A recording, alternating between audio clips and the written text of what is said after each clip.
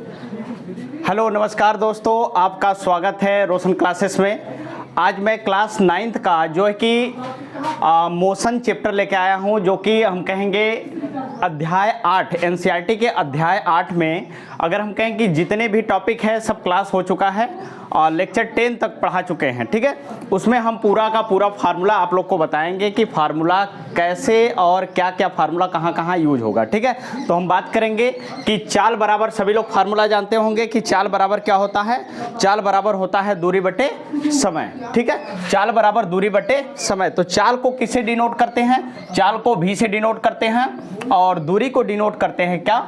s से या तो d से डिनोट करते हैं। ठीक है, उसके बाद समय की बात करेंगे तो समय को डिनोट करते हैं t से। तो चाल बराबर हो जाता है मेरा क्या? v बराबर s अपान t होता है। ठीक है, चाल कई प्रकार से हो सकते हैं, जैसे हम कह सकते हैं चाल बराबर दूरी बटे समय, ये तो हुआ। उसके बाद औसत चाल बराबर पूछता है, कभी कभी सूत्र पूछेगा कि औसत चाल बराबर क्या होता है। तो औसत चाल यानी दूरी हम निकाल रहे हैं, क्योंकि चाल का परिभाषा क्या होता है? चली गई दूरी को हम क्या कहते हैं? चाल कहते हैं। यानी एकांक समय में चली गई दूरी, एकांक समय में चली गई दूरी को हम क्या कहेंगे? चाल कहेंगे। इसीलिए कुल दूरी बटे कुल समय ही क्या होता है? औसत, एवरेज स्पीड इसको बोलते हैं। एवरेज स्पीड यानी कुल दूरी बटे कुल समय होता है। जैसे हम कह सकते हैं कुल दूरी यानी s1 plus s2 plus s3 plus dot dot sn तक। और कुल समय की बात करेंगे तो कुल समय यानी s1 दूरी चलने के लिए हम कहेंगे t1 समय लगा, यानी s2 दूरी चलने के लिए t2, और इसी तरीके से t3 और क्या है tn तक। इसलिए हम कह सकते हैं कुल दूरी को हम जोड़कर लिख सकते हैं कुल दूरी, और टाइम कितना है? t1 और t2 यहाँ तक है, तो कुल क्या हो जाएगा? कुल समय आपका, कुल टोटल समय हो जाएगा कुल t।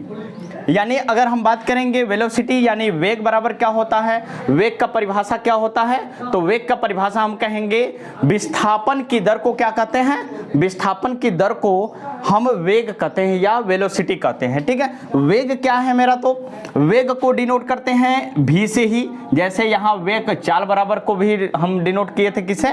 अगर हम बात करेंगे तो v से ही। यहाँ पर वेग को भी डिनोट करेंगे किससे? v से ही। तो v बराबर क्या होता है? विस्थापन। विस्थापन को s या हम कह सकते हैं d से डिनोट करते हैं, प्रदर्शित करते हैं, बटे क्या है? समय। समय को किससे? t से। तो वेग बराबर क्या हो जाता है? विस्थापन बटे समय हो जाएगा। ठीक है, उसके बाद हम कहेंगे कि औसत वेग यानी एवरेज वेलोसिटी क्या होगा? एवरेज वेलोसिटी यानी कुल विस्थापन बटे कुल समय होगा। इसका भी ऐसे हो सकता है, v बराबर क्या होगा? इसको ऐसे भी दिखाते हैं, बार से दिखाते हैं कि v के ऊपर बार दिखा देंगे, यानी औसत वेग को बता रहा है। ठीक है, उसके बाद हम इसको ऐसे लिख सकते हैं जैसे s1 plus s2 plus s3 plus क्या होगा? sn तक। उसके बाद हम कहेंगे इसकी दूरी क्या होगा? s1 दूरी तय करने के लिए t1 और क्या होगा? t2, और इसी तरीके से t3 प्लस क्या होगा? डॉट डॉट tn तक होगा। ठीक है, इसलिए हम कहेंगे कुल विस्थापन बटे कुल समय, यानी कुल विस्थापन हम नोट करेंगे और कुल क्या होगा? दूरी को। ठीक है, इससे जब भाग लगाएंगे तो हमारा क्या आ जाएगा? औसत वेग आ जाएगा। ठीक है, औसत वेग बराबर एक दूसरा फार्मूला भी होता है क्या? जैसे प्रारंभिक वेग, यानी हम कह सकते हैं जैसे इस तरीके से कहें कि कोई कार है, यानी यहां से स्टार्ट करना चालू हुआ, यानी हम कहें 5 किमी पर घंटे की स्पीड से चलना स्टार्ट किया और आगे तक जाकर वो क्या है? उसकी 10 किमी पर सेकेंड हो जाती है। ठीक है, या घंटा हो जाती है। तो इसका, इस कार का औसत वेग क्या होगा? तो आपसे निकालने के लिए कहेगा तो ई वेग अंतिम होगा, ई इसका क्या होगा? प्रारंभिक वेग होगा। तो इन दोनों को क्या करेंगे हम? जोड़कर कुल समय जितना लगा होगा कार को यहां से यहां तक जाने में, कुल समय कितना लगा, यानी कुल समय से हम इन दोनों को जोड़ देंगे तो आ जाएगा। यानी प्रारंभिक वेग को किसे डिनोट करते हैं? प्रारंभिक वेग को u से डिनोट करते हैं, अंतिम वेग को डिनोट करते हैं v से। तो u प्लस v अपान क्या हो जाएगा? t, यानी कुल समय कितना आ जाएगा? इतना। यानी औसत वेग यानी हम कह सकते हैं v बार बराबर क्या हो जाएगा? v बार बराबर u प्लस v अपान t हो जाएगा। ठीक है, उसी तरीके से त्वरण फार्मूला है, जितने भी गति चैप्टर के हैं फार्मूला उनको हम बता रहे हैं। ठीक है, तो त्वरण क्या है? एक्सेलरेशन। एक्सेलरेशन क्या है? यानी वेग में परिवर्तन को क्या कहते हैं?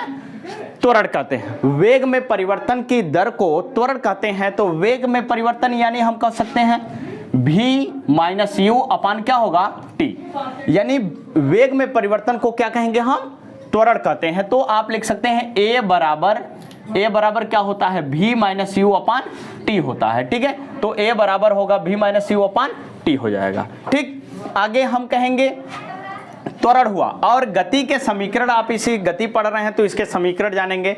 तो गति का समीकरण फर्स्ट क्या होता है, v बराबर u प्लस ए टी, यानी v इसमें क्या है आपको बताएं हम, अंतिम वेग। क्या है, अंतिम वेग होता है, अंतिम वेग इसको बोलते हैं। ठीक, उसके बाद हम कहेंगे u क्या है इसमें, प्रारंभिक वेग।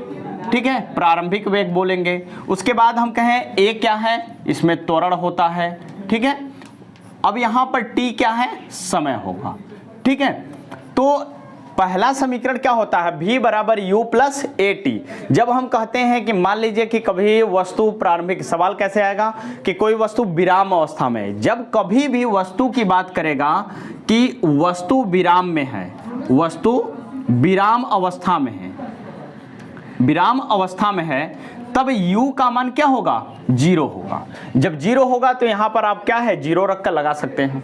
जब कभी कहेगा कि उसका एक समान वेग से, यानी एक समान वेग कहेगा, एक समान वेग, जहां शब्द आया एक समान वेग की बात करेगा तो वहां पर एक्सेलरेशन क्या हो जाएगा, 0 हो जाता है। ठीक है, जब कभी कहीं पिंड की बात कर रहे हैं, जब कोई पिंड ऊपर से नीचे की ओर गिराया जाता है तो वह पिंड जब नीचे आ जाता है तो उसका अंतिम वेग क्या हो जाता है, 0 हो जाता है। अंतिम वेग क्या होगा, जब 0 होगा। कब, जब किसी पिंड को जब हम ऊपर से नीचे की ओर गिराते हैं तो उसका प्रारंभिक वेग कुछ रहेगा लेकिन उसका अंतिम वेग क्या होगा, 0 हो जाएगा। ठीक है, तो हम कहेंगे अंतिम वेग यानी v बराबर क्या होगा, 0।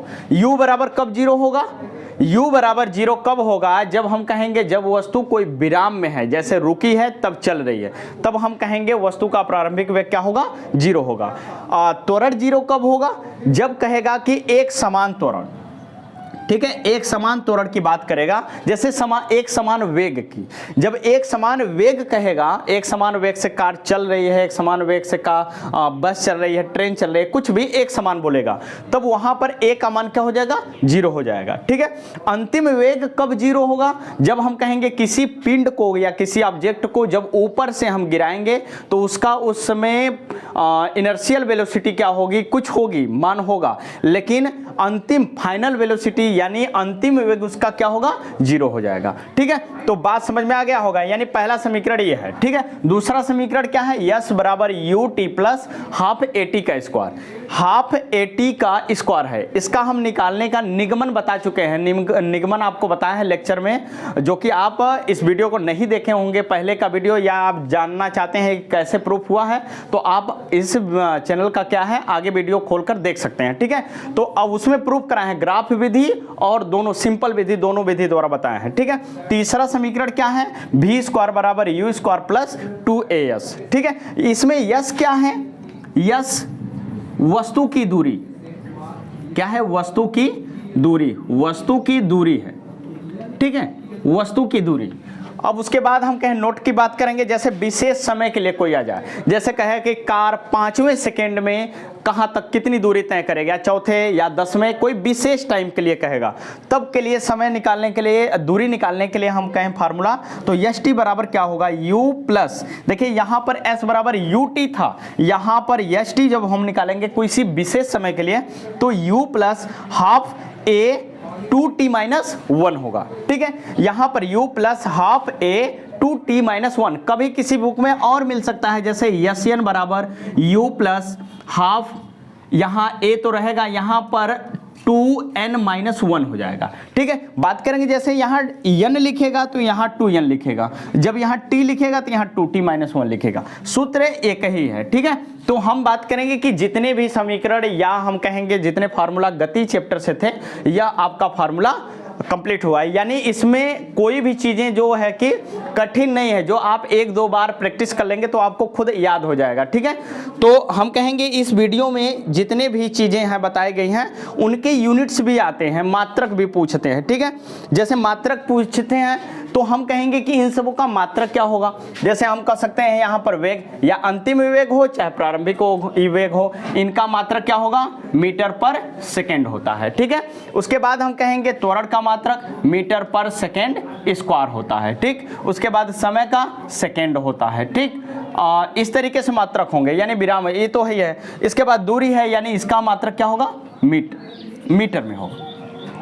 किसमें होगा, मीटर में। ये सभी के सभी एसआई पद्धति में है। ठीक है, ये एसआई यूनिट हैं, यानी एसआई पद्धति में, सीजीएस में बदल जाएंगे। ठीक है, तो हम कहेंगे जितने भी अगर बताया गया कि गति चैप्टर से जितने भी सूत्र हैं या फार्मूला है उनका इस तरीके से विवरण है। यह पूरा क्लास 9th का जो अध्याय 8 है पूरा उसका निचोड़ फार्मूला है। ये अगर आप कंप्लीट कर ले रहे हैं तो यानी आपका गति चैप्टर क्या होगा, कंप्लीट हो जाएगा। ठीक है, इस वीडियो को देखने के लिए